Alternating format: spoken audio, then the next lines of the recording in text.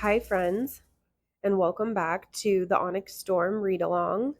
I'm so happy to have you here, and I hope that you've been enjoying this series so far. So, we are picking up at chapter 28, and for this episode, I've read from chapter 28 to 40. So, that's what we're going to talk about today.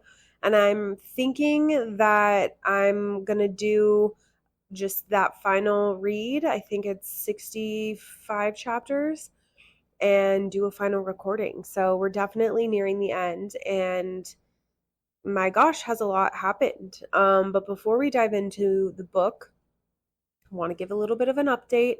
So I don't know that I've mentioned this that much, but in my current home, I have been, so for a while now, I have been researching, saving, looking at the various different types of bookshelves that I could buy because I came to this place with a book collection of some degree, and it has certainly grown. And I have two built-ins that weren't totally full when I had started, but certainly have gotten quite full, and it's not really organized, and it's rather ugly, to be honest with you, in terms of just books being shoved everywhere.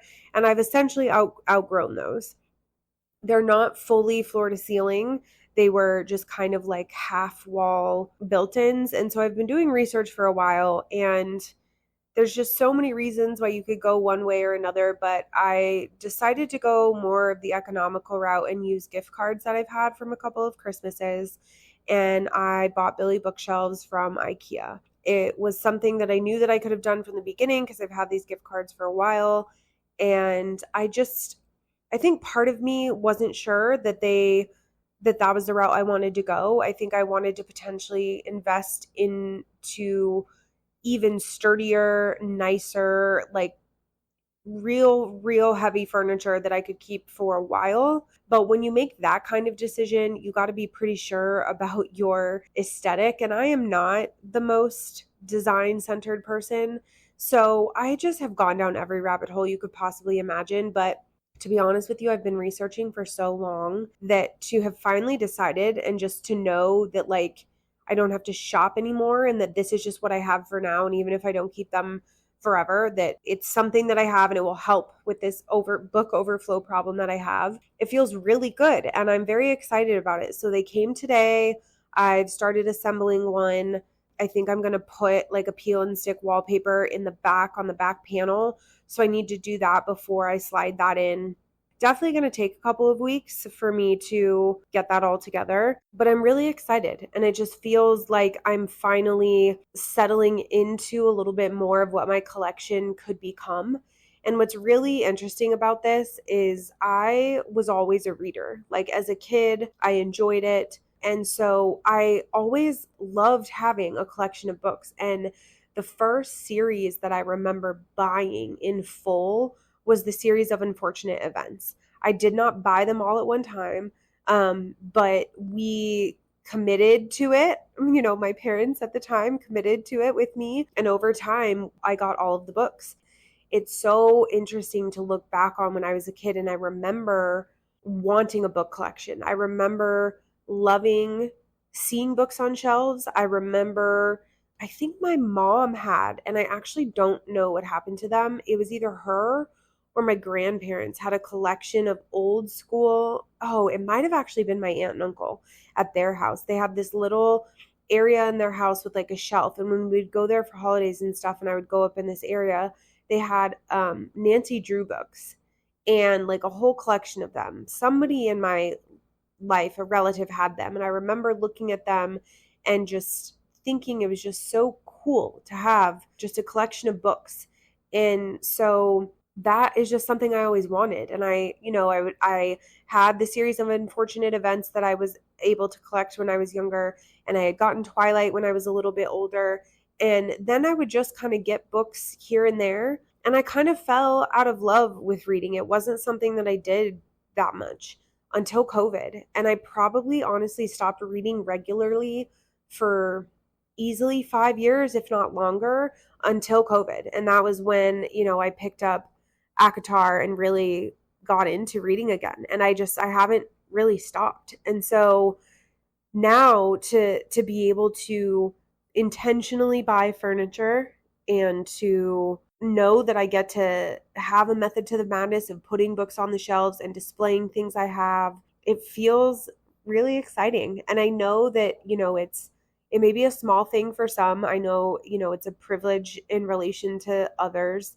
But this entire time, and I've been shopping for bookshelves, I never once thought of it that way. It was always just out of organization, but wanting to kind of make it aesthetic and like fit with my home. And now that I'm sitting here, I'm realizing that now that I have them, it's because I'm trying to showcase and like have this book collection. And that's just a really cool full circle moment to know that I'm at a place in my life where I can do that for myself. So I'm excited to share that update with you. And that just means we're going to have plenty more space to feed this habit of reading and this love of reading, and a lot of content could potentially come from that and all the books that, I already have and hopefully will come. So excited to see how that all comes together. And certainly I'm sure we'll share an update on a future recording, because as anyone knows with IKEA furniture, it is a marathon, not a sprint. So it's going to be a minute while I put all that together. But let's get into these chapters. So like I said, I picked up at chapter 28, and Violet is coming back from having been with Xaden away from Basgiath, and things did not go very well. And he had used a stone inside her broken conduit to channel, and she basically was like, you need to go,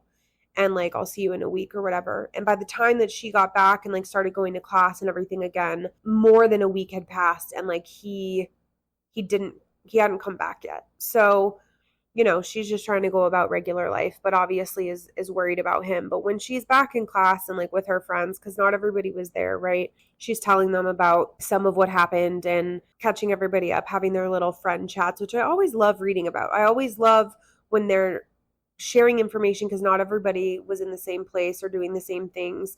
And just to see those little interactions of friendship, it really just feels like you're sitting there talking with your friends. I mean, obviously they're talking about war and alliances and trades and dragons and all of this stuff, but it's done really well. And I always enjoyed those scenes. But one of the things that was really notable about starting within this chapter is that essentially in this class, when Violet is called on, she says that the information that they're getting about how the Venin are moving basically alludes to the fact that Venin knows that Aurasia's wards are failing, and that they're putting themselves in a position to be able to strike the Basgiath hatching grounds, because that's where, the dragons are and the eggs are and the magic is. And so obviously that just heightens their concern, that heightens everybody's concern. It's just a part of this whole situation, right? Where they have to just stay aware and try to be as prepared as possible. And even though that is the course of action, part of them getting prepared is by getting alliances and by finding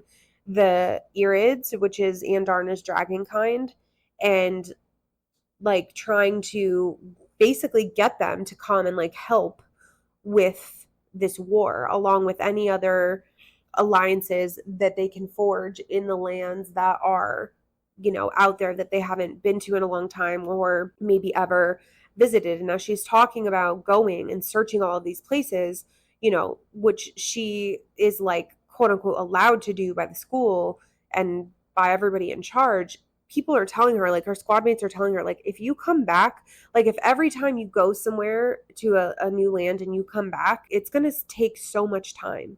And she basically makes the decision that like she's not going to come back. She's just going to go from one to the other to the other. She's not going to come check in. She's just going to stay gone because it's going to be faster, and she doesn't have time. She doesn't have time to wait because of the Venin. She doesn't have time to wait because of Xaden. She's got to get this shit done. And so that is just reinforced for her, because Xaden, eventually shows up some of the days when she's there, and she realizes that his eyes aren't fully the golden color that she's used to. They're kind of amber. And she just again knows that like she's running out of time to try to help him. So by the time that everybody decides that, we're going from one place to the next, because the whole squad is in agreement, right? And like they get everything together, it's another 2 weeks before they leave. And before they do, one of the realizations, well, it's not a realization, but one of the necessities that they know has to happen is that they have to bring somebody of royal nobility to be able to help them, right? And Halden is the one that has that they went with just in this last situation that ended up resulting in a total serious issue for Violet and Xaden in fighting and Xaden channeling and all this stuff. So of course they don't want to take him, but they don't really have a choice. And that's until Eric shows up. And Violet's like, no, like, you're not coming, you're not doing this, right? Because she's friends with him. Like, remember, this is Cam. Cam is using the name Eric to like hide from his nobility and go to this school and train and all this stuff. And he shows up and he basically like tells Halden, like, I'm going instead. And Halden realizes, like, holy shit, like, you're my brother. He didn't see him. Like, Eric wasn't ever around. He was laying low. He knew Halden was around, right? Like, they were just totally separated. But he basically is like, yeah, I'm here. You guys looking for me is a lost cause. I've been here this whole time. And of course, Halden's like pissed, but he's just like, you guys are doing nothing. You're doing nothing about any of this stuff that's happening. And you have been a pain in the ass. So I'm going to go. You just realize in that moment, I think I've mentioned this before, but Eric really has become ride or die in a lot of this.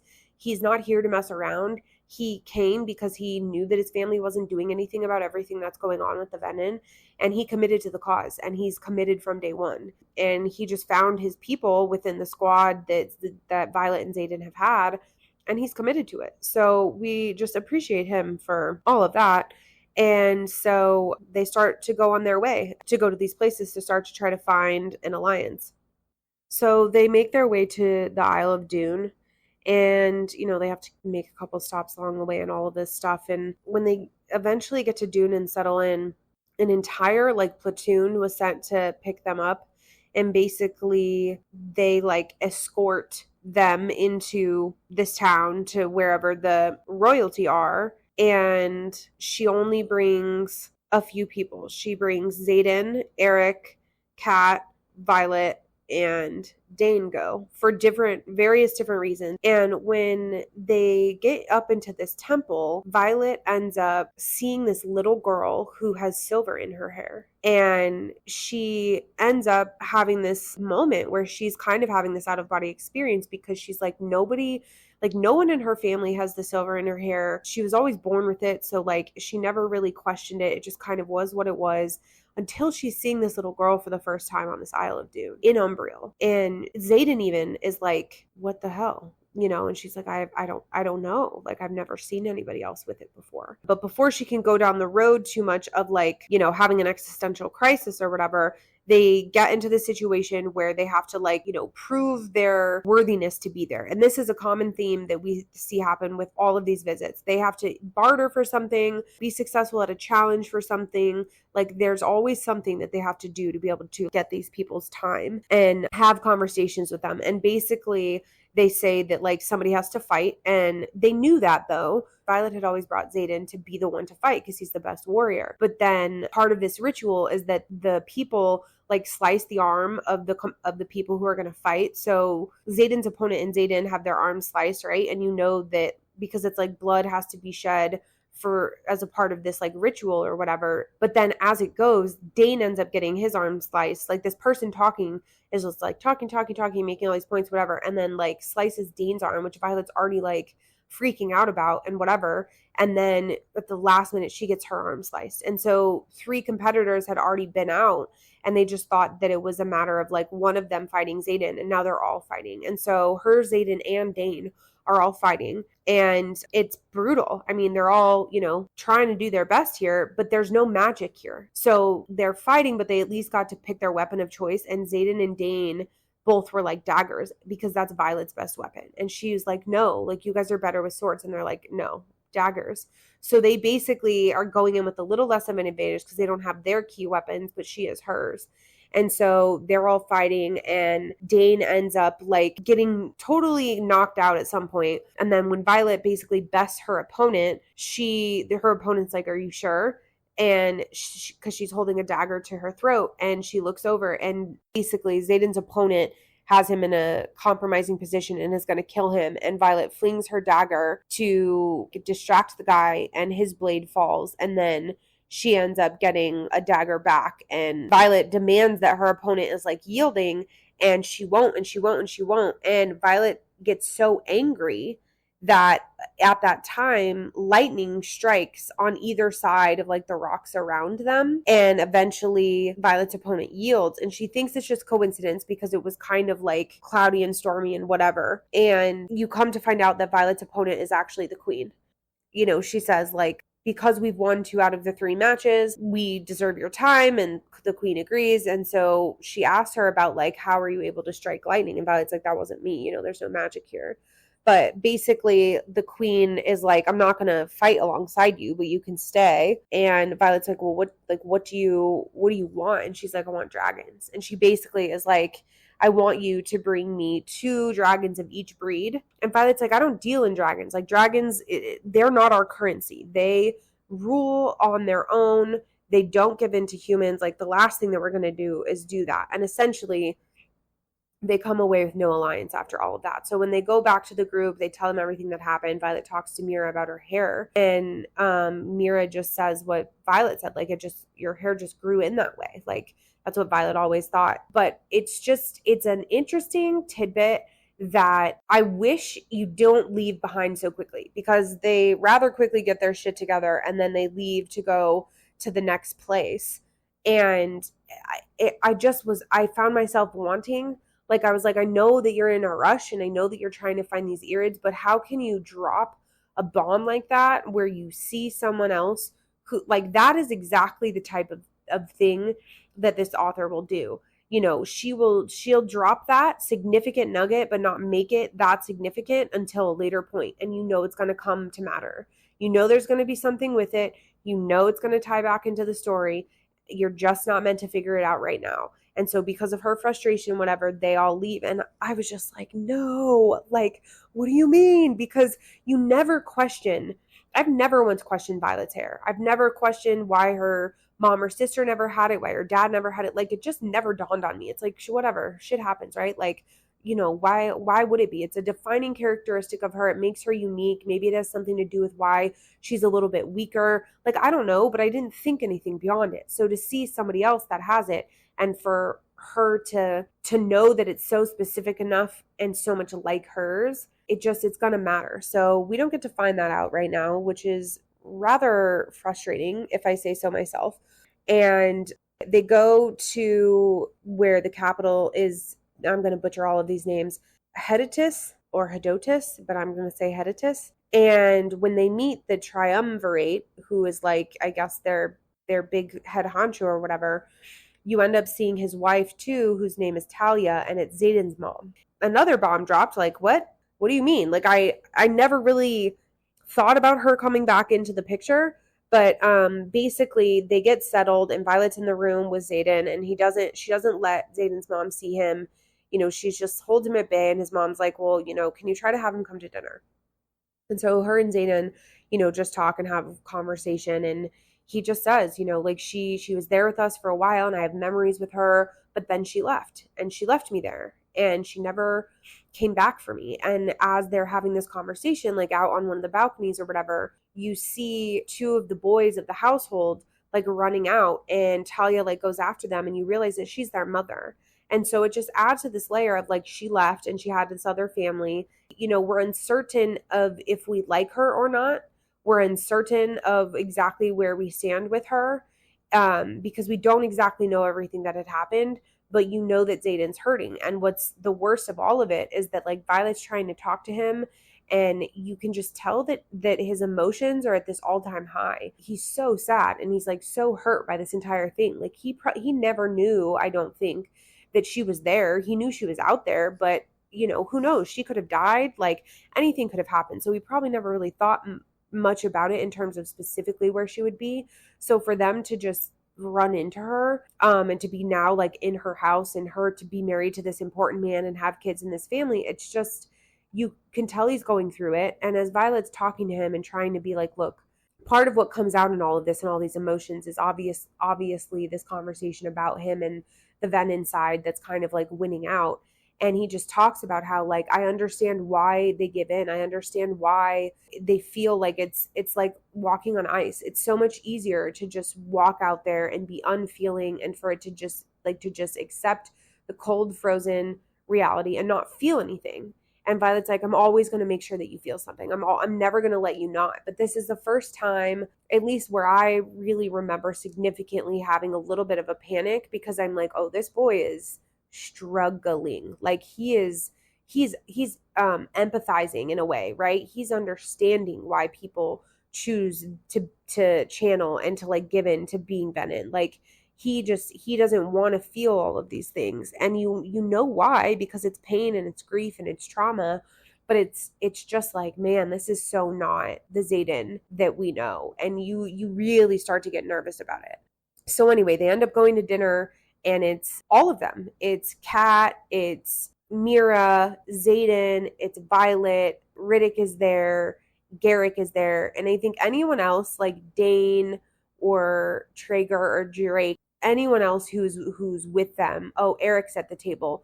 I don't think the rest of them are in the room, but they're around. They're just kind of like watching guard and whatever. So anyway, they have dinner, and the triumvirate is there. Ferris, his wife Talia's there, who's Xaden's mom.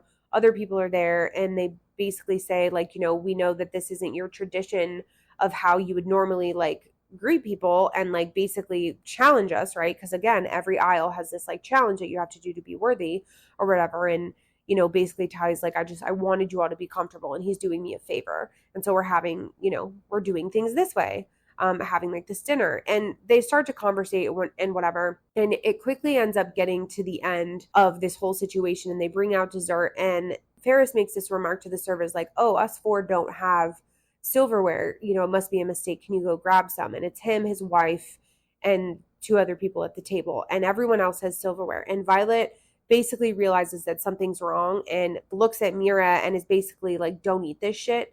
And they look over, and Garrick has already eaten like most of his slice, and she tries to tell him to stop, and it's like too late, and he basically keels over right then and there and is actively dying. And so they go into this panic, right, about what did you do and whatever and whatever. And the whole thing with this aisle is knowledge. It's all about wisdom. They want to see how wise you are or are not. So the whole discussion at the dinner table is asking them about the decisions they've made, and like judging how wise they are or are not. And as they were having these conversations, Violet and Mira are like, we don't want our lives picked apart. But essentially they end up getting through to some of the people at the table.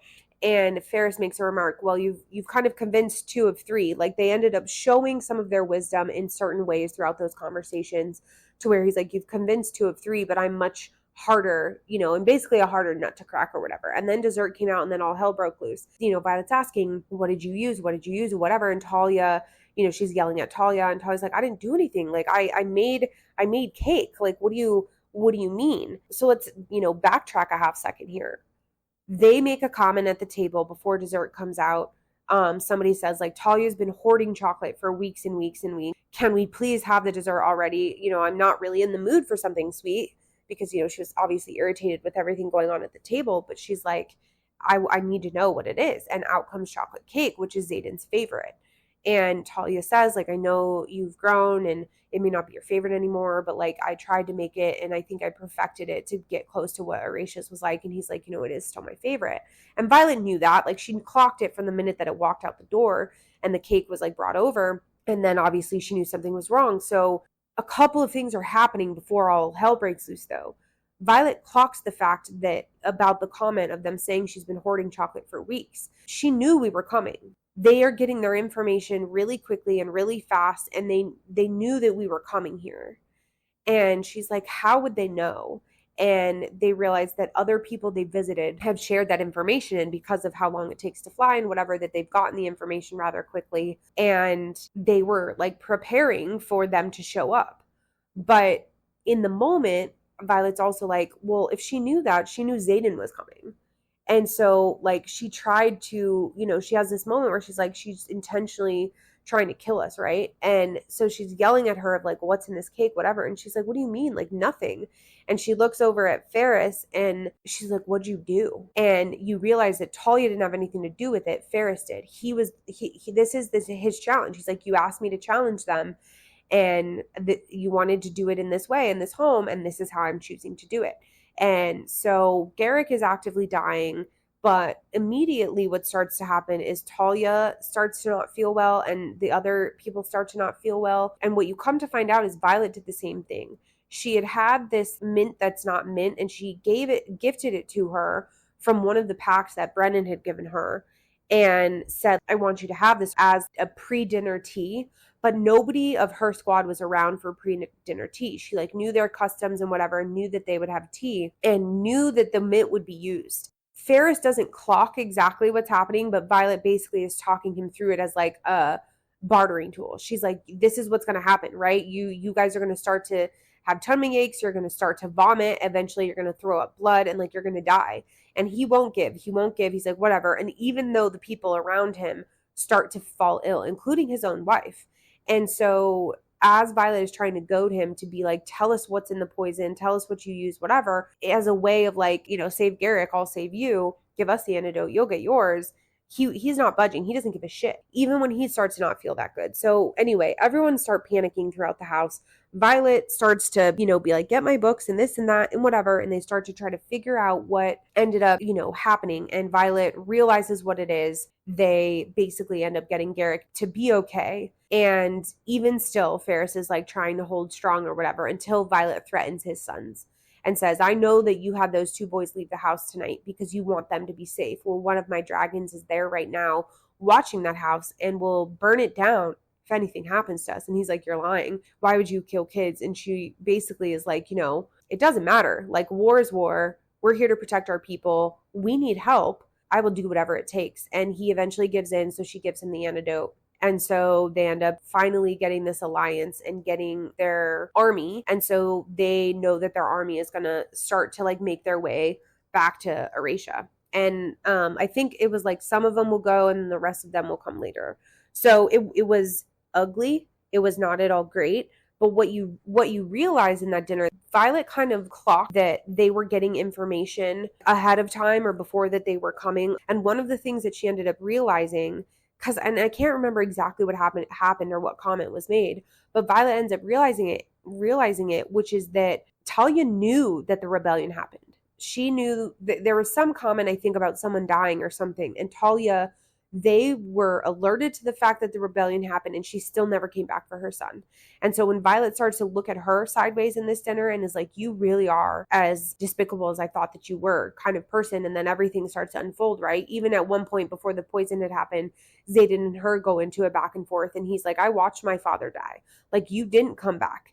You left me there. And she's like, I couldn't. You were the heir. You were supposed to stay in Tyrandor. I wasn't allowed to take you. Your father wouldn't let me take you. And he's like, it doesn't matter. You could have stayed. You left and you went and had this plush ass life and all this new family and whatever. You didn't have to go. You could have stayed, but you didn't. You chose to leave. You could have at least been my mother there, but instead you were nothing to me. And so you just realize that even though I believe that the relationship between Xaden's mom and dad, it might have been a contractual relationship at the time. I can't remember if that was or if her relationship to the triumvirate is. But either way, he's right. He's like, you could have stayed. And she didn't. And you realize that she's nobody that you really care for. She is not going to be somebody in Xaden's life. And it's just an emotional upheaval. So unfortunately, they have to go through all that entire thing. And, obviously emotional. But they get through and they come away with what they need. So they make their way now to the next place. And I don't know how to say this one either, but I think you say Zayilna, maybe? And they are there's a huge welcome party. They don't know why. And they realize that they're the attraction. People have been waiting on them. And once again, you realize that information is traveling and people have been saying that they've been coming and they've been able to prepare for weeks because it takes them a while to fly places. And so they're a little bit suspicious of this, but basically what Violet remembers from the books is that it's a place of games. And so their challenge has to deal with games. So they're all in this amphitheater place with their dragons and griffins. All of the riders and flyers are in a straight line. They meet the leader of this place, and basically she shuffles up a deck of cards and says is luck or gift going to be on is luck going to be on your side or not? And basically what they come away with understanding is that you can't complain about anything. You have to be appreciative no matter what, or you fail. And so each of them goes and pulls a card. And so some things are just menial, right? Mira gets wine, and I think Garrick gets a rusty bucket. Somebody gets a kitten. Xaden gets a glass box. One of them gets a mirror, but it's kind of broken. So when it's handed to him, it's on the side where it's like all edged, and like the person who grabbed it, I can't remember which one of them got it, like their hand gets a little bit cut, but they still just say thank you. They have to say thank you every time, no matter what. It just is what it is. And so Xaden gets a glass box and Violet gets a compass that she presumes is broken. And as they get closer down to the end of the line, Traeger ends up pulling Arrow, and before they know it, he has an arrow through his chest and he basically dies immediately. And what you've come to realize over the past couple of chapters is Traeger and Kat have a thing. And so Kat is the one that was, betrothed to Xaden in a contractual relationship that he never accepted. Kat was willing to take it. She actually had feelings for him. He didn't want to be with her and like be in that alliance, so he didn't accept. And, Kat was the one who was trying to seduce Xaden when we first meet her and all this stuff, but she ends up becoming like this ally to them and whatever, because Violet had saved her life at one point, and they just settle into whatever life is going to be. And along the way, Kat ends up getting eyes for Traeger, and she asked Traeger to come with them on this entire journey. And so there are little moments throughout the past couple of chapters where there's comment of Kat and Traeger together, and Kat and Violet is like, I'm really happy for her, and like I'm glad that she's happy, right? It's not contractual, it's just out of affection. Like you're starting to find some normalcy here or whatever, right? So when he dies, you're kind of gutted for Kat, even though you don't really like her, even though she's not your favorite person. She certainly has never been my favorite character. She's kind of a pain in the ass. You just are gutted for her because you're like, how? And it happens so fast and so forcefully and no remorse. As all this is happening, right? No one can say anything. Kat's screams have to be muffled. Like Xaden has to like hold Violet up. Garrick can't react because I think it was Garrick and Riddick who were like down near the end by Traeger. They can't do anything. They just have to be. And Violet is like freaking out and she's starting to cry. And Xaden is screaming through the bond because there's magic. There's only a little bit, but there is magic in this land. And he's like screaming through the bond, get it together. I can't help you, right? Because he's like, if you react, it will all be in vain. And Mira even like looks at her and is like, you got to get it together. And she basically straightens up and like swallows it all. And she goes and she says, thank you. And that's the end of it. They walk away from it. They have a discussion about, what's going to come of that alliance. And that's the end of it. But what happens with flyers is when flyers die, their griffins die. When riders die, their dragons don't. Remember, it's only when a dragon dies that a rider dies. But if a rider dies, a dragon can't survive. Both griffins and flyers, it's not that way. So when Traeger died, his griffin died. And so it was just a traumatic scene. It was just awful. And so they all go back to where they landed. They didn't want to stay in the beds in the town. They have both the griffin and Traeger's bodies with them. Eris and Mira come back and they had negotiated, and basically this land is going to give them a bunch of support. They're going to send an advance party within the next couple of months, and then the rest of their troops whenever Navarre is ready to accept all 40,000 of them. So as devastating as it is, having this alliance is a huge deal. This is the first alliance that she has where you hear about those kinds of numbers, and they know that it really matters that they did this. But obviously they've lost somebody. And Violet, she's just so upset. Like she knows when she sees Ree that she has to tell her that she lost somebody, even though Ree's been working her ass off to train and keep everyone safe. Like Violet's going through it. She's like, why am I a leader? So she's really struggling with all of it. And so as the group is there talking, they basically decide, like Kat's like, we have to burn them, because in the tradition for griffins, they get burned. And then they were saying they're going to bury Traeger, but she's like, no, we have to burn him too. Like he would want to go with her. Like they have to be together. But she's like, not here. And so they talk about different places, and they go back and forth because some people are like, well, we're going to lose time. And Kat's like, they're worth it, right? Violet's like, it's fine, because once we do that, like we'll just split up. There's some isles that are so small that all you have to do is really fly over it. You don't have to land there or be there. So like, let's just do this. We'll honor them. And then, we'll search as quickly as we can. So they are getting ready to rest for the night. And her and Xaden are talking through their bond. And basically she's saying everything that I commented on, right? She's struggling. She shouldn't be a leader. all this type of stuff. And Xaden is telling her, like, it's never been about rank. Dragons don't rule by human authority, so can know what rank is. But when you're out on the battlefield, it's all about survival, and it's about who commands authority out there. And it's the dragons that do, not us. He's like, I've always been Sigil's rider. It's never been the other way around. And Violet realizes that, because what he says to her is, he was like, you were picked by like the chief of all dragons. Therefore, whether you like it or not, you have a title and you have power. Because she's like, I'm not royalty. I'm not ranked. Like, why am I, like, yes, I wanted to come on this and I'm leading this mission, but like, why am I looked at as being a leader or called a leader or whatever? And he's like, you were picked by the best of the best. And he is the one that commands everybody out there just based on his sheer power and size. And like, because he leads, you do too. And she's like, well, he shouldn't have picked me. And Xaden's like, well, if you ask him that, he's going to disagree. I think she knew it, but she's realizing for the first time, truly, like, what the dragons say is what rules all. It's not just sometimes, it's not just in the air, it's not just in battle, it's always. She has the biggest and baddest dragon, and not only that, she has 2 dragons, and one that is a 7th breed that they can't find. So she's in this whether she likes it or not. She's like, I'm gonna, we're gonna figure all of this out, and it's gonna be okay, and we're gonna figure out how to cure you and all of this stuff, right? And the last thing that Xaden basically says is, he's like, there is no cure for me, but that's why you have to stay strong, and like, you have to rise up to be better than me, because there is only you. There is something very ominous about that, and I think it's also because I know that it's getting to the end of the book, and I know that Xaden's struggling, and I'm very scared and nervous for what is going to happen to him and where this is all going to go. I know it's not going to be good. I know he's not going to come out unscathed. And so it just feels sad that she's doing everything she can for him, and that he can't, in the thick of the thick, he can't be the guy that he needs to be.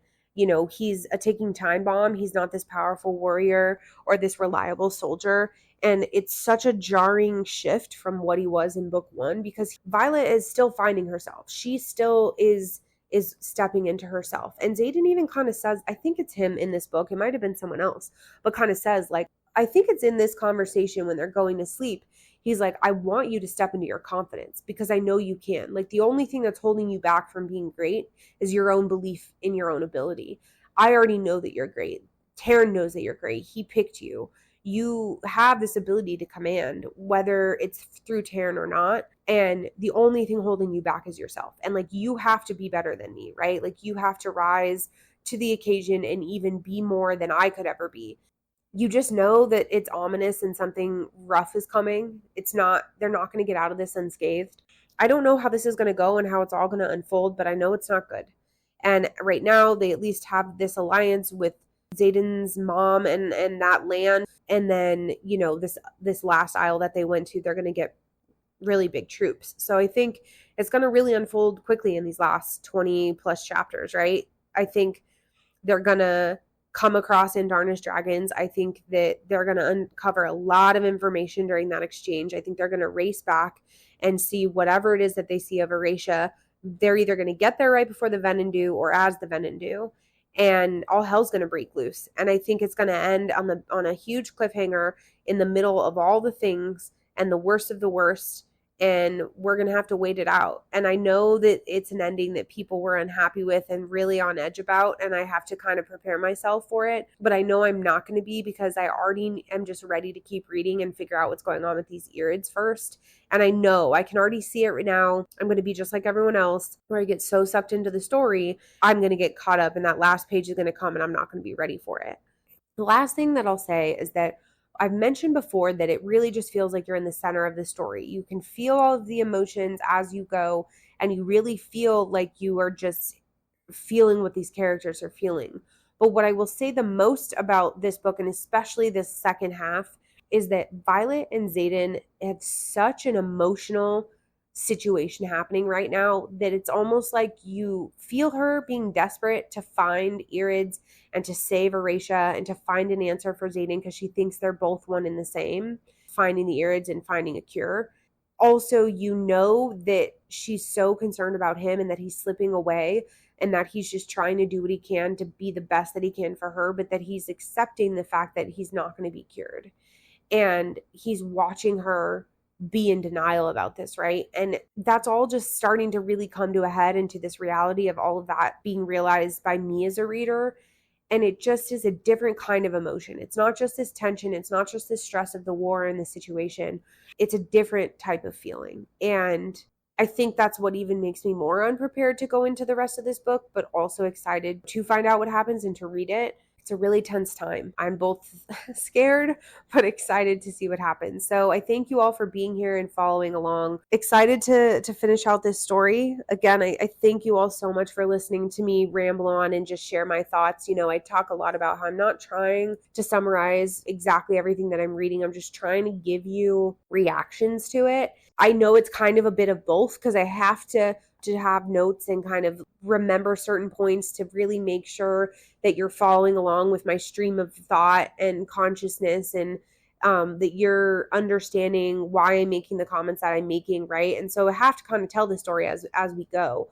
But there's so much to it, and there's so much in the layers of all of this. And I hope that you are really enjoying the book just in general. I want to hear your thoughts about the story and things that have happened, and what you like, what you don't, all that jazz. I'm just excited to continue building this community. I can't say that enough. I can't be thankful enough. I appreciate you listening and following along. So thank you so much for being here. And until next time, friends.